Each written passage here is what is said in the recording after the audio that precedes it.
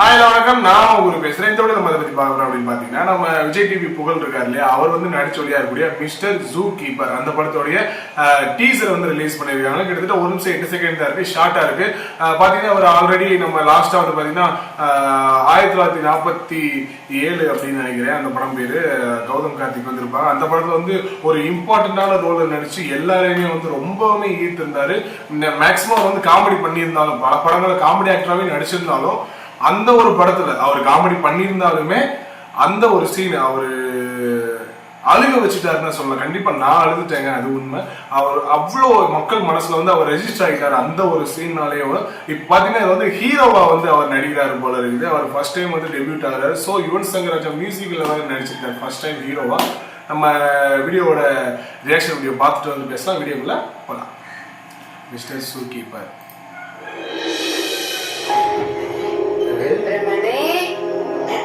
சுப்பிரமணியா என்ன கேரக்டர் டிஃபரெண்டா இருக்கு.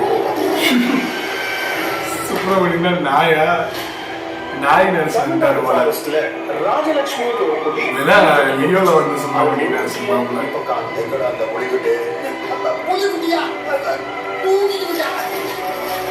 என்ன தெய்வ திருமணம் விக்கிற மாதிரி பண்றாங்க. மனநல பாதிக்கப்பட்டவனா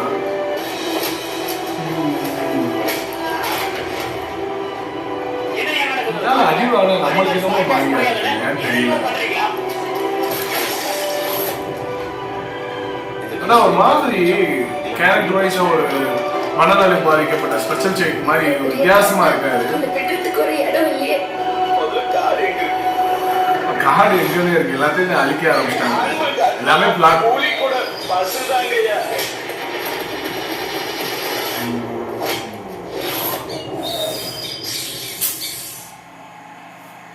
அடி வாங்குறத பார்த்தா லைட்டா கண்ணு கலங்குது, ஏன்னு தெரியல.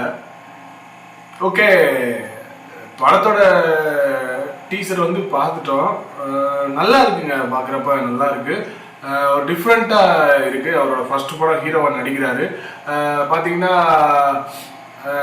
ஒரு மாதிரி தெய்வ திருமகள்ல விக்ரம் நடிச்சிருந்தார் இல்லையா, அந்த மாதிரி எடுத்தோடனே காட்டுறாங்க. சின்ன வயசுல இருந்தே அவர் அந்த மிருகங்கள் மேல ரொம்ப அன்பு காட்டுற ஒரு மனுஷன் நடிச்சிருக்காரு போல. அது மட்டும் இல்லாம